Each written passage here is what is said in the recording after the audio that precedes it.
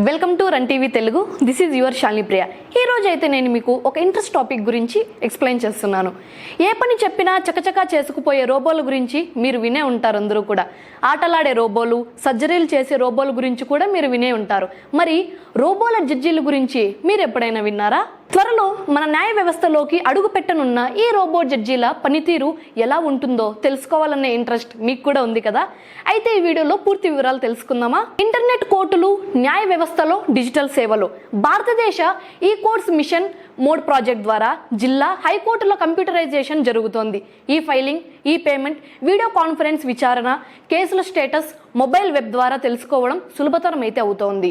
Virtual courts అనగా కోర్టులతో ప్రత్యక్షంగా వెళ్ళకపోయినా కేసులు వాదించవచ్చు.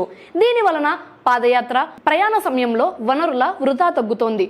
National judicial data grid NJDG ద్వారా దేశవ్యాప్తంగా పెండింగ్ కేసుల సంఖ్య, తీర్పులు, వాదనలు మొదలైనవి పారదర్శకంగా లభించుట. గ్రామ పంచాయతీ స్థాయి కామన్ సర్వీస్ సెంటర్స్ వంటి కేంద్రాల ద్వారా ఆన్లైన్ న్యాయ సేవలు మరింత ప్రజలకు అరుచులు చేరువగా ఉన్నాయి. కోర్టుల మౌలిక వసతులు మెరుగుపరచడం, సాఫ్ట్వేర్, వర్క్ఫ్లోల డిజిటలైజేషన్ పై ఎక్కువ దృష్టి పెట్టడం కొనసాగుతోంది. ఇక ఈ రోబో జడ్జీలు, ఏఐ జడ్జెస్ అంటే ఏమిటి? పూర్తి స్థాయిలో రోబో జడ్జీలు మానవ జడ్జీని పూర్తిగా మార్చే విధంగా ఇప్పటి వరకు భారతదేశంలో అమలులో లేవు.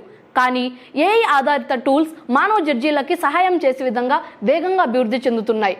ఉదాహరణగా SUPACE supreme court portal for assistance in courts efficiency.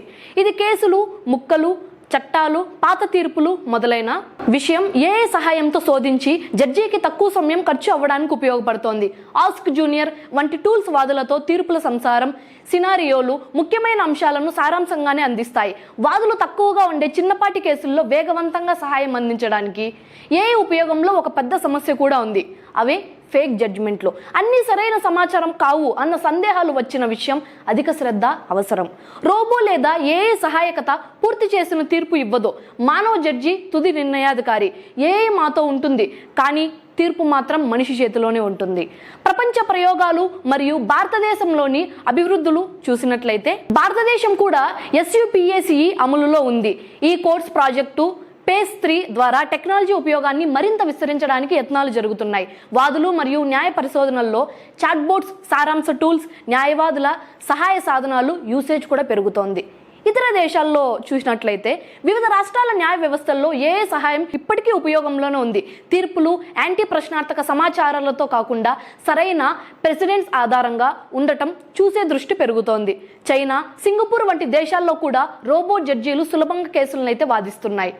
ఈ ఏఐ రోబోల వలన ప్రయోజనాలు మరియు ఎలాంటి సవాళ్లు ఉన్నాయంటే, ప్రయోజనాలు చూసినట్లయితే వేగవంతమైన విచారణ, ట్రావెల్, ప్రయాణపు సమయం తగ్గడం, పారదర్శకత పెరగడం, కేసుల బరువు తగ్గడం, ఇండస్ట్రీ ప్రజలకు సులభతరం అయిపోవడం.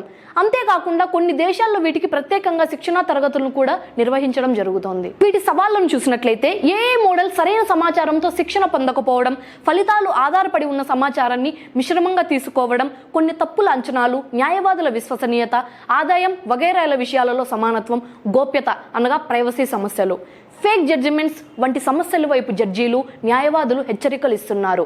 Digital divide. గ్రామీణ, మార్జినల్ ప్రాంతాల్లో ఇంటర్నెట్, లక్షణకరమైన మౌలిక వసతులు లేమి వలన ఈ వ్యవస్థ అందుబాటులో లేకపోవచ్చు. న్యాయ చట్టాలు, విధానాలు ఇంకా ఏఐ ఉపయోగం నిబంధనలు సక్రమంగా రూపొందించాల్సి ఉంది. ఇవి internet courts and robo judges గురించి తాజా పరిణామాలు. న్యాయం ఇంకా మానవత్వంతో ఉండాలి, కానీ సాంకేతికత దాని వేగాన్ని, సౌలభ్యాన్ని పెంచుతోంది. మీ అభిప్రాయాలు, సందేహాలు కామెంట్స్లో అయితే చెప్పండి. మరిన్ని అప్డేట్లు, మరింత లోతైన విశ్లేషణలతో మరొక వీడియోలో కలుద్దాం. మీరు చూస్తున్నది రన్ టీవీ తెలుగు. ఈ వీడియో మీకు ఇంట్రెస్టింగ్ గా అనిపిస్తే లైక్ చేసి సబ్స్క్రైబ్ అయ్యి ఇలాంటి మరిన్ని యూస్ఫుల్ అండ్ ఇంట్రెస్టింగ్ వీడియోస్ కోసం Run TV Telugu channel follow అయిపోండి. I'm your Shalini Priya.